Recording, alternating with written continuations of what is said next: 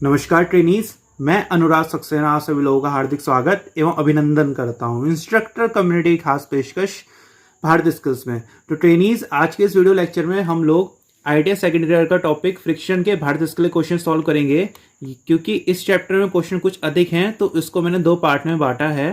तो ये इस चैप्टर का पार्ट 1 है, ठीक है। इसमें हम जो इसका थ्योरेटिकल पोर्शन है वो कवर करेंगे। जो इसका न्यूमेरिकल वाला पोर्शन रहने वाला है ये हम अपनी दूसरी वीडियो में कवर करेंगे, ठीक है। यहाँ से 30 से पार्ट 2। तो आइए बिना किसी देरी के शुरू करते हैं क्वेश्चन नंबर 1 से। तो पहला क्वेश्चन है which is the law of friction. देखिए, फ्रिक्शन चैप्टर का आपको 2-3 कुछ बातें बता रहा हूं जो आपको बहुत काम आएंगी। सबसे पहली बात है फ्रिक्शन। फ्रिक्शन आखिर होता क्या है, जिसे हम बोलते हैं घर्षण। घर्षण से आप क्या समझते हैं? देखिए, घर्षण क्या होता है। मान लीजिए कोई सरफेस है, कोई ये हमारा कोई इस तरह से यहाँ पर कोई लड़का चल रहा है, ठीक है। ये कोई लड़का है, ठीक है। कोई इस तरह से लड़का जमीन पे खड़ा हुआ है, ठीक है। अब जैसे जमीन को हम देखते हैं, जमीन है, फर्श है, किताब है, कुछ भी है, हमको लगता है प्लेन है, मगर कोई भी चीज़ प्लेन नहीं होती है, याद रखिएगा। अगर आप इसको माइक्रोस्कोप से देखेंगे तो आप पाएंगे कि इसको अगर आप जूम इन करेंगे ना तो इसमें इस तरह से ऊबड़ खाबड़ होगा। ये प्लेन नहीं होता, ऊबड़ खाबड़ होता है। आपने जूते देखेंगे ना, जूते के नीचे भी ग्रिप दी रहती है, वो भी ऊबड़ खाबड़ होती है।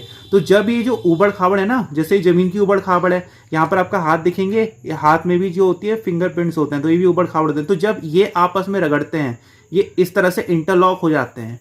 तो अब ये इंटरलॉक होंगे तो अब ये बॉडी इधर को मूव करना चाह रही है, तो ये मूव कैसे करेगी? नहीं कर पाएगी।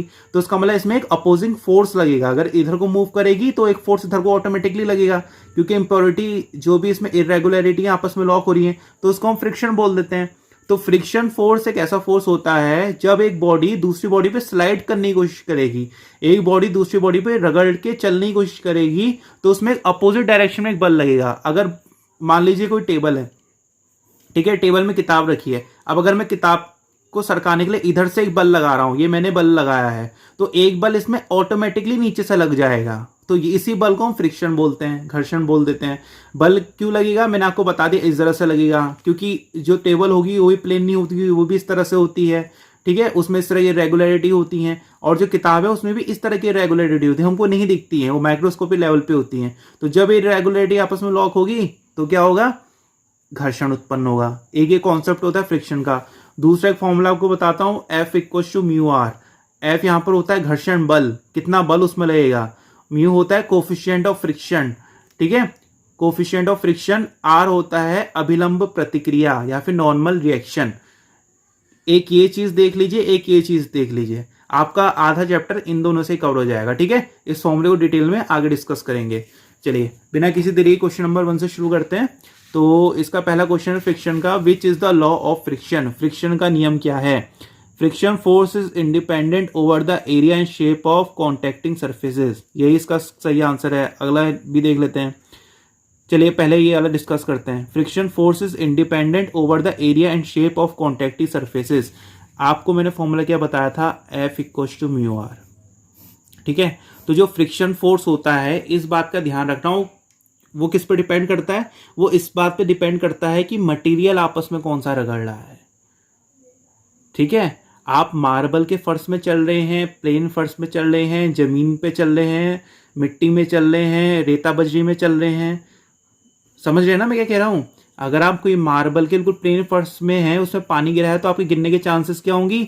ज्यादा होंगी इन कंपैरिजन टू किसके? अगर आप एक पत्थर वाले सरफेस में चल रहे हैं, क्योंकि पत्थर वाला आपको ज्यादा क्या देगा? फ्रिक्शन देगा, घर्षण देगा। इसलिए जो फ्रिक्शन होता है किस पे डिपेंड करता है कि आपकी जो क्वालिटी ऑफ मटेरियल क्या है, ठीक है। एक बात ध्यान रखिएगा, फ्रिक्शन कभी भी वस्तु के एरिया और शेप पे डिपेंड नहीं करता। जो घर्षण बल होता है कभी भी वस्तु के शेप और एरिया पे डिपेंड नहीं करता है, ठीक है। इसलिए इसका ऑप्शन क्या है? Friction forces independent. इंडिपेंडेंट मतलब वो एरिया और शेप के ऊपर निर्भर नहीं करता है। अगला क्वेश्चन है, अगला उसका ऑप्शन है friction forces inversely proportional to the normal reaction. देखिए एकदम गलत है। मैंने आपको फॉर्मूला बताया था F equal to mu R. जो फ्रिक्शन होता है इसके समानुपाती होता है, ठीक है। इसमें व्युत्क्रमानुपाती दिया है ना, इनवर्सली प्रोपोर्शनल। अगला ऑप्शन है frictional force acts in the same direction of motion. अभी मैंने आपको बताया था, अगर आप जमीन में आपने कोई कुछ भी रखा है यहाँ पे बॉक्स, अगर आप इसको इधर धक्का देंगे तो आपको फ्रिक्शन कहाँ को लगेगा? इधर को लगेगा। ये तो कह रहा है कि इधर को ही लगेगा, तो ये ऑप्शन भी गलत हो गया, ये भी गलत हो गया। अगला है friction force is not dependent on nature of contacting surfaces. मैंने आपको बताया था कि नेचर ऑफ कॉन्टेक्टिंग सर्फेस से डिपेंड करता है। मार्बल में चलेंगे तो अलग फोर्स लगेगा, टाइल में चलेंगे अलग फोर्स लगेगा, पथरीली जेन में चलेंगे तो अलग फोर्स लगेगा। तो जो फ्रिक्शन फोर्स होता है वो डिपेंड करता है कि किस तरह का मटेरियल है, मगर मटेरियल के शेप पे डिपेंड नहीं करता है। एक बात और ध्यान रखिएगा, इसमें जो म्यू होता है ना, कोएफिशिएंट ऑफ फ्रिक्शन, इस क्या रहे क्वेश्चन आता है, ये भी जो म्यू की वैल्यू किस पे डिपेंड करती है, नेचर ऑफ सरफेस पे, कि जो सरफेस है आपका उसकी प्रॉपर्टी क्या है, उसकी बनावट कैसी है, म्यू भी उसी पे डिपेंड करता है। अगला है what is the direction of frictional force. बताइए फ्रिक्शनल फोर्स की डायरेक्शन क्या होती है, अपोजिट टू द ऑब्जेक्ट। अगर इस डब्बे को इधर को धक्का देंगे तो फ्रिक्शनल फोर्स इधर को लगेगा, तो इसकी विपरीत दिशा में लगता है। जिधर भी बल लगाएंगे, अगर अब आप बल इधर से लगाना शुरू कर देंगे तो फ्रिक्शन इधर से लगने लगेगा। तो जो भी बल होती है उसकी अपोजिट डायरेक्शन में फ्रिक्शन की डायरेक्शन होती है। अगले क्वेश्चन में पूछता है which force is directly proportional to the normal reaction between contact surfaces, F is equal to mu R. एक फिगर ही बनाकर आपको दिखा देता हूं। देखिए इस तरह से मान लीजिए कोई सरफेस है, ठीक है, इसमें लगा हुआ है, तो ये क्या होगा, ये इसको इस तरह से दबाएगा अपने वेट से, ठीक है। अब न्यूटन का तीसरा नियम है, जब हम किसी चीज में फोर्स लगाते हैं हमको उतना ही फोर्स ऊपर देगा, तो ये ऊपर को इसको फोर्स देगा आर, ठीक है। ये होता है नॉर्मल रिएक्शन, इस बात का ध्यान रखिएगा, ये होता है नॉर्मल रिएक्शन, ठीक है, अभिलंब प्रतिक्रिया जिसको हम बोलते हैं। तो ये कह रहा है which force is directly proportional to the normal reaction between contacting surfaces. कौन सा फोर्स होता है, फ्रिक्शनल फोर्स होता है। कंफ्यूज मत करिएगा, कंफ्यूज करने के लिए बहुत ऑप्शन दिए हैं, ठीक है। फ्रिक्शनल फोर्स इसके क्या है, डायरेक्टली प्रोपोर्शनल है, ठीक है, समानुपाती है। अगला क्वेश्चन है which one of the following acts in between the wheel and road if vehicles are able to run on roads. अब ये कह रहा है कि कोई गाड़ी है, अगर वो जमीन पे चल रही है तो गाड़ी के टायर और रोड के बीच में कौन सा फोर्स लगता है, कौन सा फोर्स लगता है, फ्रिक्शन। फ्रिक्शन की वजह से ही गाड़ी चल पाती है। फ्रिक्शन के बहुत सारे एप्लीकेशन होते हैं, फ्रिक्शन हार्मफुल भी होता है, यूजफुल भी होता है, ठीक है। अगला क्वेश्चन उसी का आ रहा है, देखिए आगे इसे में समझा देते हैं। Which is useful friction. देखिए एक क्वेश्चन है यूजफुल फ्रिक्शन का, एक क्वेश्चन है वेस्टफुल फ्रिक्शन का। यूजफुल फ्रिक्शन क्या होते हैं, जो हमारे काम आते हैं। जैसे मान लीजिए अगर जमीन पे आप चल रहे हैं और अचानक से फ्रिक्शन खत्म कर दिया जाए तो आप क्या होगा, आप फिसल जाएंगे, ठीक है। हम ये पेंसिल है, ये इस पे चल पा रही है, क्यों चल पा रही है, फ्रिक्शन की वजह से चल पा रही है। तो ये फ्रिक्शन हमारे काम का है, जो चीज हमारे काम की होगी उसे हम बोलते देते हैं यूजफुल फ्रिक्शन। जो चीज हमको नुकसान पहुंचाती है उसको बोलते हैं वेस्टफुल फ्रिक्शन। वेस्टफुल फ्रिक्शन जैसे क्या हो गया, जैसे मान लीजिए कई बार जो गाड़ियां होती है आपस में स्क्रैच, टक्कर होती है तो स्क्रैच पड़ जाता है, ठीक है, तो उसको बोलते, तो उसकी वजह से नुकसान होता है, वो हो गया वेस्टफुल फ्रिक्शन का एग्जांपल। और कई बार जो भी वो होता है ना, फ्रिक्शन की वजह से जो हीट लॉस होती है, हीट उत्पन्न होती है, पावर लॉस होती है, कई बार नुकसान हो जाते हैं फ्रिक्शन की वजह से। तो जहां जहां पर भी नुकसान होगा हम बोल देंगे वेस्टफुल फ्रिक्शन, और जहां पर फ्रिक्शन हमारा फायदा कराएगा उसको बोल देंगे यूजफुल फ्रिक्शन। तो देखिए which is useful friction, rings in the cylinder नहीं होगा, क्रैंक शाफ्ट बियरिंग नहीं, व्हील हब बियरिंग नहीं, ब्रेक शू लाइनिंग। देखिए जो ब्रेक शू लाइनिंग होती है, अगर ब्रेक शू में क्या होगा, इस तरह से ब्रेक होता है ना, तो इस तरह से इसमें चिपकता है, तो इनमें फ्रिक्शन उत्पन्न होता है, टायर को घूमने से रोकता है। तो अगर यहाँ पर फ्रिक्शन ना हो तो आपका टायर नहीं रुक पाएगा। हमने वो फ्रिक्शन का क्या है, पॉजिटिव यूज किया है, इसलिए यूजफुल फ्रिक्शन का एग्जाम्पल है ब्रेक शू लाइनिंग। अगला क्वेश्चन है विच इज वेस्टफुल फ्रिक्शन। इनमें से खराब फ्रिक्शन कौन सा है, तो इसका एग्जाम्पल है रेयर एक्सल गियर, ठीक है। टायर ऑन द फ्लोर हमारे काम का है, ब्रेक शू लाइनिंग अभी आपको बताया था, ठीक है। क्लच लाइनिंग भी हमारे काम का है। जो क्लच होता है ना, इस तरह से क्लच प्लेट होती है, इस तरह सर्कुलर प्लेट होती है, इसमें दूसरी प्लेट आगे इसके चिपक जाती है, फ्रिक्शन के से ही चिपकती है। तो जब ये घूमती है तो उसका हाथ घूमता है, तो क्लच एनगेज डिसएनगेज का कॉन्सेप्ट होता है, ठीक है। तो ये ऑटोमोबाइल में पढ़ा होगा आप लोगों ने जिसने ऑटोमोबाइल से किया है। तो क्लच लाइनिंग में हमारा यूजफुल होता है, रेयर एक्सल गियर हमारा वेस्टफुल फ्रैक्शन है, हानिकारक फ्रैक्शन है। अगला क्वेश्चन है which is depends on the frictional force. Frictional force किस पे डिपेंड करता है, फ्रिक्शनल फोर्स मैंने आपको बताया था कॉन्टेक्ट सरफेसेस कैसे हैं उस पर डिपेंड करेगा।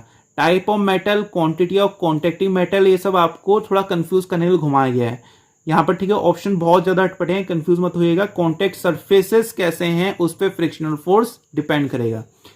अगले में पूछता है how coefficient of friction is expressed. Coefficient of friction मैंने आपको एक फॉर्मूला बताया था, सारे क्वेश्चन उससे ही हैं, F equal to mu are.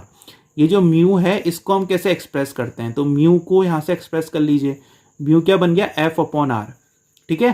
Frictional force upon normal reaction को हम क्या बोल देते हैं, कोफिशिएंट ऑफ फ्रिक्शन। तो देखिए it is expressed as the ratio of force upon area, गलत। अगले में कह रहा है it is the ratio between frictional force and normal reaction, ठीक है, frictional force upon normal reaction है बट्टे आर होता है।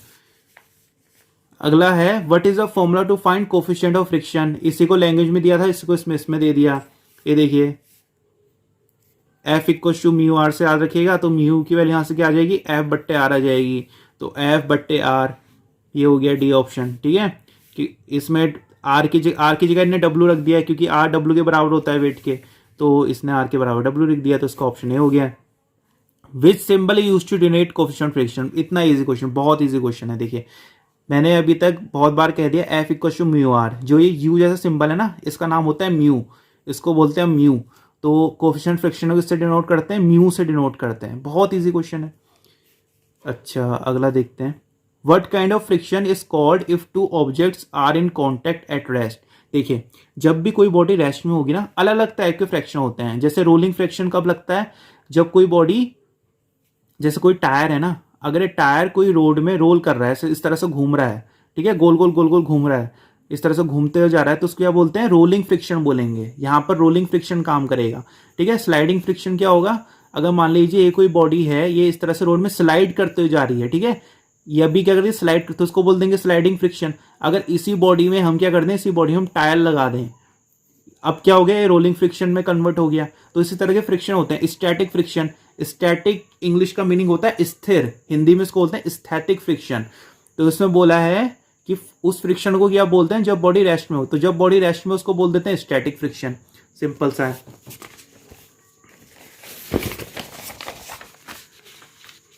अगले में पूछता है which is the correct statement. देखिए चले देखते हैं, limiting friction is equal to sliding friction, कभी नहीं। देखिए लिमिटिंग फ्रिक्शन क्या होता है, मान लीजिए यहाँ पे आपका कोई ब्लॉक रखा हुआ है, ठीक है, और ये रोड पे है, अब आप इसमें फोर्स लगाएंगे, ठीक है।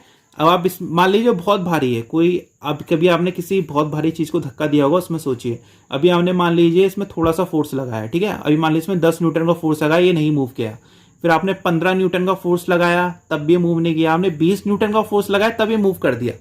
तो लिमिटिंग फ्रिक्शन क्या होता है, वो स्थैतिक फ्रिक्शन की अधिकतम वैल्यू होती है, जिससे बॉडी जस्ट मूव कर जाए, होता है ना। जैसे ये पेंसिल यहाँ पे है, अगर इसको ये मैं धक्का दूं, अभी मैं फोर्स लगा रहा हूं तो मूव नहीं कर रहा, ठीक है, मैं फोर्स बढ़ाऊंगा धीरे धीरे, तो एक समय आएगा ये मूव कर जाएगा। तो उस समय पे जो फ्रिक्शन होगा, जो अधिकतम जिस फ्रिक्शन को क्रॉस करके बॉडी मूव कर जाएगी, उसको हम बोलते हैं limiting friction.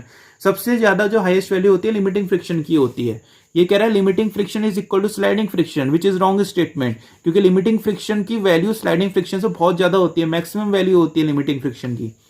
Rolling friction is more than the sliding friction, एकदम गलत। रोलिंग फ्रिक्शन कौन सा होता है, टायर वाला फ्रिक्शन, ठीक है, और स्लाइडिंग फ्रिक्शन कौन सा होता है, ये वाला फ्रिक्शन। देख लीजिए किसमें ज्यादा फ्रिक्शन लगेगा, तो रोलिंग फ्रिक्शन की वैल्यू कम होती है स्लाइडिंग फ्रिक्शन से। Sliding friction is always less than limiting friction, ये बात सही है, बताया था ना, स्लाइडिंग फ्रिक्शन हमेशा लिमिटिंग फ्रिक्शन से कम होगा, ठीक है। ये देखिए स्टेटमेंट गलत है।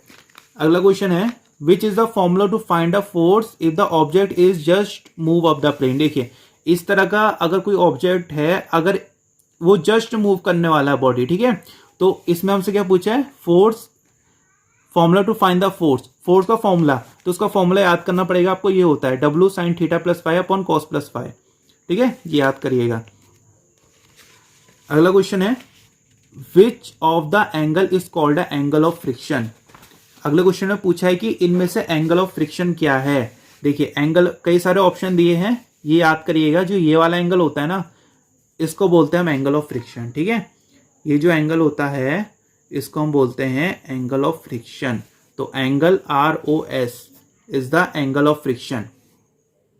अगला क्वेश्चन है what is the coefficient of friction if the angle of friction is Q। देखिए ये देखिए जो कोएफिशिएंट ऑफ फ्रिक्शन होता है ना म्यू, ये होता है tan थीटा के बराबर, ठीक है। इसमें थीटा क्या होता है, एंगल ऑफ फ्रिक्शन। ये फॉर्मूला छोटा सा याद कर लीजिएगा, इसका क्वेश्चन मेरे हिसाब से तो आएगा, एक ही इंपॉर्टेंट है, ठीक है, एक ये शायद आपको दिख जाए तो आप देख लीजिएगा। ये देखिए जो म्यू होता है ना कोएफिशिएंट ऑफ फ्रिक्शन, ये tan थीटा के बराबर होता है, ठीक है। तो देखिए ये इसका यही है, सीधा फॉर्मूला बेस्ड है। तो इसमें Q दिया है, इसमें ऑप्शन में भी tan Q होना चाहिए था, थोड़ी मिसप्रिंटिंग है शायद। तो mu equal to tan theta याद कर लीजिए। अगला क्वेश्चन है what denotes the letter R in the given figure. ये जो फिगर है इसमें आर क्या है, इसमें आर क्या है, नॉर्मल रिएक्शन।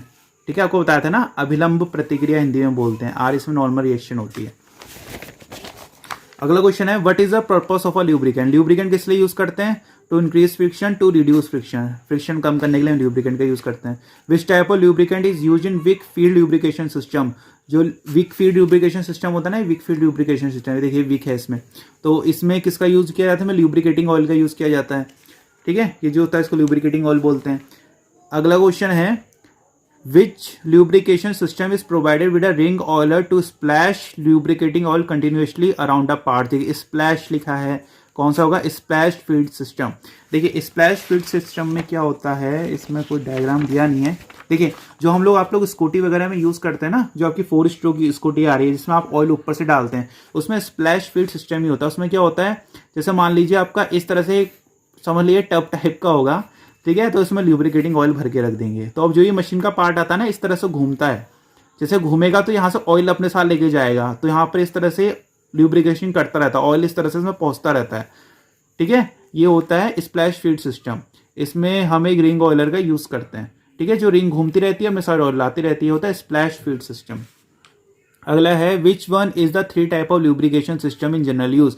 देखिए कौन कौन से ल्यूब्रिकेशन सिस्टम यूज होते हैं, और इसमें कुछ फालतू के दिए होंगे, कुछ काम के दिए होंगे। Speed feed system, frictional feed system कुछ नहीं होता है, वेलोसिटी फीड सिस्टम भी कुछ नहीं होता है, ग्रेविटी फोर्स, ये देखिए होता है gravity feed system, force feed system, splash feed system. Splash feed system मैंने आपको बता दिया है, ग्रेविटी फीड सिस्टम ये देख लीजिए है, ये होता है ग्रेविटी फीड सिस्टम। इसमें आप ऑयल भर देते हैं, ग्रेविटी के माध्यम से धीरे धीरे करके ऑयल इसमें आता रहता है। फोर्स फीड में हम इस तरह की प्रेशर गन का यूज करते हैं। ठीक है, इसमें इस तरह से फोर्स लगा के जो हमारा वो होता है, जो भी ग्रीस वगैरह होती है उसको वो मशीन में डाला जाता है, होता है ग्रेविटी फीड सिस्टम। चलिए अगला देखते हैं, which lubrication system employs oil holes in the machine. Oil holes किसमें चाहिए होते हैं, ग्रेविटी फीड सिस्टम में ऑयल होल्स का प्रयोग किया जाता है। What is the name of lubrication system. ये देखिए इस ल्यूब्रिकेशन सिस्टम का नाम क्या है, विक फील्ड ल्यूब्रिकेशन सिस्टम है। विक किसको बोलते हैं, विक बोलते हैं रस्सी या फिर जो सुतली टाइप की, उसको विक बोलते हैं। जनरली बत्ती, जनरली बोलो बत्ती ज़्यादा सही रहेगा, तो बत्ती को बोलते हैं। तो देखिए बत्ती टाइप की दिख रही है आपको, जैसे दिए में भी होती है, तो उसको बोलते हैं wick field system. Which is use to reduce the friction in machine part. Machine part में फ्रिक्शन कम करने के लिए हम ल्यूब्रिकेंट का यूज़ करते हैं। अगला है which is the main purpose of using the lubricant oil in engine moving part. Engine moving part में ल्यूब्रिकेंट ऑयल की यूज़ करते हैं to increase the efficiency, to reduce friction, to improve carrying capacity, to improve the. देखिए हैं तो ये सारे ही ल्यूब्रिकेंट ऑयल के फंक्शन है, मगर मेन फंक्शन हम किस लिए लेते हैं, फ्रिक्शन कम करने के लिए। ठीक है, तो इसका आंसर हो गया टू रिड्यूस फ्रिक्शन। हैं तो ये सारे ही, मगर इन सब में सबसे ज्यादा एक्यूरेट कौन सा है, टू रिड्यूस फ्रिक्शन। ठीक है, तो अगर फ्रिक्शन कम होगा तो सब चीजें हो जाएंगी, इसलिए इसका आंसर ये होगा। Which is the correct statement, lubricant act to prevent corrosion, lubricant act as a seal, lubricant act as a fuel, lubricant act as a filter. ठीक है, ये है इसका आंसर। जब भी हम किसी जो ल्यूब्रिकेंट होता है ना, वो कोरोजन रोकने में भी काम करता है। कोरोजन क्या होता है, जंग लगने से ही बराबर जाता है ल्यूब्रिकेंट। ठीक है, अच्छा अगला है what causes the efficiency of a machine bye maintaining the lubrication. जो मशीन की एफिशिएंसी होती है उसमें क्या फर्क पड़ता है जब उसे ल्यूब्रिकेशन करते हैं। बचपन में साइकिल चलाते होंगे, साइकिल में अगर तेल डाल देते थे तो हमको पावर कम लगानी पड़ती थी, हम कम ताकत लगा के आराम से ज़्यादा अच्छे से साइकिल चला सकते थे, तो इससे मशीन की एफिशिएंसी बढ़ जाती है। मतलब बढ़ने का मतलब कम ताकत लगाओगे ज़्यादा दूर तक जाओगे। अगला है what is the name of the instrument use for lubrication. इसको हम बोलते हैं टी हैंडल प्रेशर गन। ये देखिए टी बन रहा है यहाँ पे, इसे बोलते हैं T handle pressure gun. Which principle lubrication can be employed. देखिए ये कौन सा है, ये ग्रेविटी फीड सिस्टम का डायग्राम है। ठीक है, आपको मैंने बताया था। अगला क्वेश्चन है which way the coolant act as a lubricant. ठीक है, किस तरह से जो कूलेंट है ल्यूब्रिकेंट की तरह काम करता है। इस क्वेश्चन में आप देखिएगा ना, जो कूलेंट और ल्यूब्रिकेंट का जो कॉमन फंक्शन होगा, एक ऐसा फंक्शन जो कूलेंट भी करता है ल्यूब्रिकेंट भी करता है, उसको आप देखिएगा, इसका करेक्ट आंसर होगा। तो उसका आंसर है to carry away the heat. ठीक है, ये इस क्वेश्चन का आंसर है। अच्छा, तो ये थे पार्ट 1 के क्वेश्चंस। इसके आगे न्यूमेरिकल पोर्शन है, तो हम इसको अपनी अगली वीडियो में करेंगे, जो फ्रिक्शन का पार्ट 2 होगा। तो आज के इस वीडियो लेक्चर में हमने भारतीय स्किल के फ्रिक्शन के जो उसका थ्योरेटिकल पोर्शन था उससे क्वेश्चंस लगाए। अगले वीडियो में पार्ट 2 में हम इसका न्यूमेरिकल पोर्शन करेंगे। अगर आपको ये वीडियो पसंद आई हो तो आप हमारे वीडियो को लाइक कर सकते हैं, हमारे चैनल को सब्सक्राइब कीजिए और अपने दोस्तों के साथ जरूर शेयर कीजिए। हमारे आज की वीडियो देखने के लिए बहुत बहुत धन्यवाद।